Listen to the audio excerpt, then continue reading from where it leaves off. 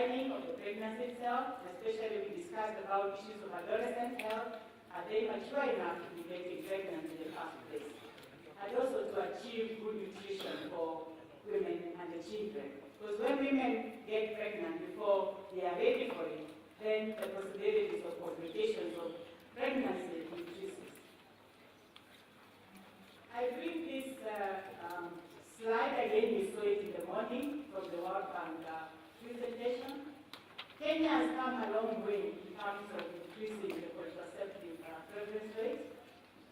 You can see in the last 2 decades, we've come all the way to 48%.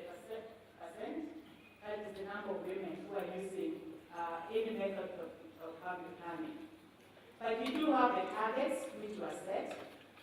For MDG target is 56%, and for 2050 we hope to achieve a prevalence of 70%. But you can see as we start now, a few months to the MDG countdown, we are only about half the Kenyan women who need contraceptives are actually using any method. In terms of the total fertility rate, that is the number of children per woman. This slide also was presented by the World Bank in the morning. We've done well. Over this period of time, we've reduced the women, the number of children women get in Kenya from 8. But come 1998, we stagnated. As you can see, this is an average of 5 children per woman. 5 children per woman is a big burden in terms of bringing up the children, their education, the health services required, immunization, and so forth. And in order for the country to develop, we really do need to look at the numbers. We are adding 1 million children every year into the population. If we compare this with Kenyan contemporaries in the early 60s, we are talking about Singapore, Morocco, and South Korea. We were at the same level in the 60s in terms of development and in terms of family planning. The total fertility rate for Morocco stands at 2.6, about 3 children per woman. Singapore, they are even gone on to the other side, 1.2 children per woman, and South Korea around 1.2. And you can see by investing in the family planning program, you can see what has happened in terms also of their economic development. So as a country, we need to look at these numbers individually as a couple, because the quality of children is important. We may have 5 or 6 children, but are we able to give them quality life? This slide just shows that investing in education is important, just like we've had before, because you can see for those couples where the women earned education up to secondary level, about 52% of them were using family planning, compared to only 12%.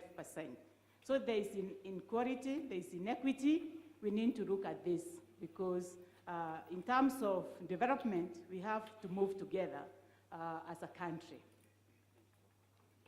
We've talked about maternal mortality a lot, but I think I just wanted to unpack what it means. Maternal mortality is death of women during pregnancy and within the 42 days after termination of a pregnancy, irrespective of whether it's a miscarriage, an abortion, or a normal delivery, or a normal pregnancy. So all those deaths are what makes up these big numbers which we are talking about. Because I did hear a question about, we only had this number of women dying in childbirth in our facilities. Where are these numbers coming from? There are many who die from other causes. These are the trends in maternal mortality. I think this was already shown this morning. These numbers, you know, when you talk about numbers, they really don't quite show the real scenario. I'll be coming up with a slide later on to just illustrate what these kind of numbers mean. And I think it was already implied this morning. We in the East African region, we think we are the giants of the region. but we saw the figures this morning. I want to repeat them again. The maternal mortality currently for the Republic of Rwanda is only 320. For Uganda is 360. And for Eritrea is 380 deaths per 100,000 live births. So as Kenya, we really need to re-examine ourselves. And I'm really happy we are having this discussion, this dialogue, because we need to ask ourselves what went wrong. We used to lead in the region. Now others are leading while we follow. We know what kills women. This again is a repetition of the slides we saw this morning. I just want to emphasize on two things. Hemorrhage, 25%. Abortion, bleeding from abortions, 33%. That is over 50% deaths from one cause, bleeding. And why do women bleed? They bleed if they have a miscarriage, if they have an abortion, whether legal or illegal. And also in normal pregnancy, about 10 to 15% of pregnancies always go wrong. There is a problem which needs to be addressed. And if bleeding happens in the villages, very far from the health centers, you find these women don't make it. And all of us who are in the health sector here, who have been in the health sector, who are service providers, know what it means to have under women bleeding for 2-3 hours before they reach the health center. They are just on time for you to declare them dead. And that is not something health workers want to be involved with. So we need to look at the reasons they bleed, the reasons they have all these complications because they are having pregnancies too early, the adolescents again, too frequently, they are having their 10th child, their 8th child, the uterus cannot contract as it should, and they bleed to death, and also too late. When they are too old, and maybe they have also had lots of pregnancies. I think we also know what to do, and Dr. Muragori in his presentation this morning did also emphasize this. Issues of antenatal care, very high first visit, but the fourth visit, the recommended 3 visits, is also very low. It's about 58% for currently in 2008. So women need to be advised and encouraged to come to the clinic so that any complications is anticipated. In terms of delivery and health, in health facilities, we cannot overemphasize the use of skilled labor, skilled health workers in terms of preventing maternal deaths. That is not debatable. There's data, there's evidence that we do need to have women delivering under skilled hands. Whether they will deliver in skilled hands at home or in skilled hands in facilities, we have to reorganize ourselves so that trained midwives, nurse midwives, help our women to deliver and anticipate complications and refer appropriately. So in terms of maternal deaths, I was just saying when you say a percentage, sometimes it doesn't really resonate. It came again, it was indicated by Her Excellency the First Lady this morning when a matatu crashes every day. I'm just saying if what we are talking about 6,000 women dying every year, you know, it's 10 KQ Dreamliner crashing, 10 of them crashing every year. In fact, if we had one crashing, when we are sitting here, it would become a national emergency task forces would be formed. But imagine 10 of them crashing. That's what it means. Those are the number of women we are dying, who we are talking about who are dying. But because they are dying in West Pokot, in Tana River, in Nairobi, Kibera slums, people do not notice that. But we want to tell you leaders, this is a problem which is massive. And I'm really happy we are here to address this particular problem. In terms of family planning, making it, women die because they do not access family planning and they end up with unintended pregnancies. And what is not feasible there is the issue of unmet need for family planning. A quarter of married women who want to use family planning do not access it for different reasons. And one of them is distance to the facility, or they go to the facility and there are no contraceptives, or male involvement in family planning. Their partners have difficulties or have reasons to stop them. And that's why I agree with what Sid said this morning, that the high table was full of the male gender, because we do need male involvement and male participation in these matters, which cause our women and our sisters to die. So why do women die? Sorry, how does family planning prevent maternal death? I think the main thing here, ladies and gentlemen, is the essence of unintended, untimed, unplanned pregnancies. When a woman, may she be young or old, gets a pregnancy when they are not ready for it, there are consequences. Some of the consequences are immediate. Maybe some decide to terminate the pregnancy, and we know under which some conditions they do that. Others may live with the pregnancy, but because they are not happy with the situation, they don't go for antenatal care. And of course, there's the usual exposure to complications because one is pregnant. So when a woman, a girl, gets an unintended pregnancy, there are obviously attended costs, because they either go for abortion, which costs a lot of lives, or attend clinics late or not at all and present themselves at birth.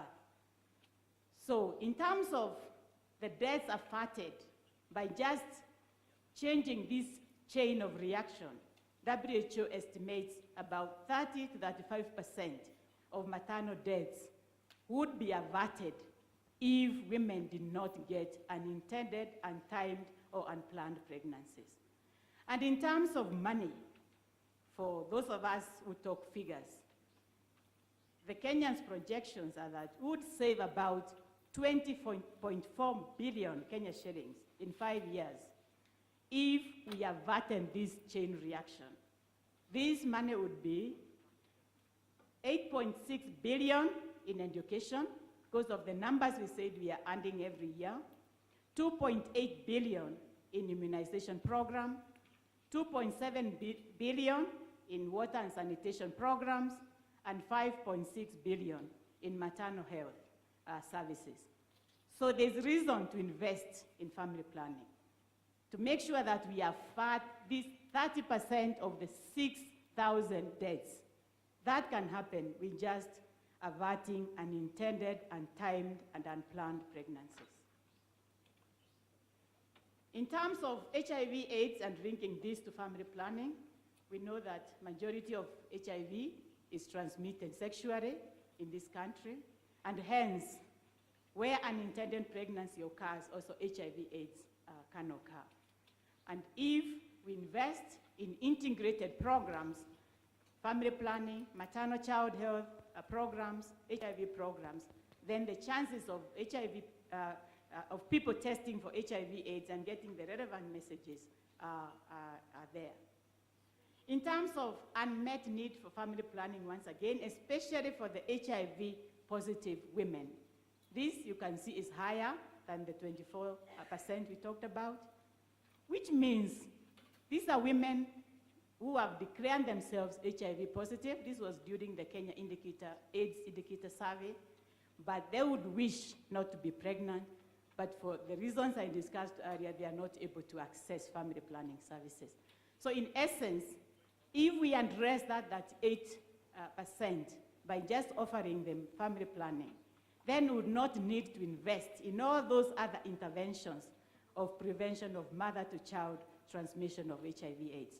And this is something for those counties with very high prevalences of HIV/AIDS, we really need to look at critically and address and avail contraceptives to HIV-positive women who do not wish to have children, so as to save on these other interventions. So in effect, I'm saying family planning does have ripple effect in terms of ensuring healthy mothers and babies by increasing the birth interval. And also, for HIV-infected couples, it also gives them an opportunity to get pregnant when the viral load is at its lowest, so that they have a higher chance of getting an HIV-negative infant. So in conclusion, ladies and gentlemen, I'm saying that we need to increase resources to the health sector. And we've been in discussion, like I said earlier, with the members of the county assembly. They say they do not understand the budgets as presented to them. And when we ask them where family planning is, budget line is in all this, they say that is not discussed during the budgetary process. So I want to urge the executives in the room to really open up the budgets so that the county assemblies really can avail a budget line for family planning. Health has been devolved in totality. The Treasury is very clear that even for family planning services, counties will have to take care of themselves. So we need to increase resources to that particular area, among others, and other interventions. Also in terms of increasing resources for human resources for health, these cannot be overemphasized. Because if we are going to provide family planning, emergency obstetric care, and all the other services, we need staff. More so, we need nurses and nurse midwives. They are the front line in terms of this battle against maternal death, and we need to invest in that. I was happy many of the governors indicated that they are actually recruiting staff in the counties. But with the free maternity services, I think the numbers are overwhelming. Many of you have been in the health facilities of late, know that the women, as much as they are coming, they are not getting quality services. And these can backfire. You just need to have them say, I will never come again if this is what I'm getting for free. And that can totally backfire the whole program. So let us invest in more nurse midwives, more doctors, so that the patients are given quality services. And also investing in family planning, like I said, in actual billion of Kenya shillings is cost effective. So what we are telling the leaders is we need political commitment. You know, before we brought up the whole issue of family planning, none of the governors mentioned that word. We want to hear these things discussed with the public, with the wananchi. Let them think about quality families, not just big families. Resource mobilization is something which I've already said. And the other thing is issue of positive health-seeking behavior. It was already mentioned at some point, but we need our population to understand why all these interventions are necessary and why they need to partake to them, so that we have like myths and misconception of family planning, among other negative health-seeking behavior of our populace. I thank you for your attention.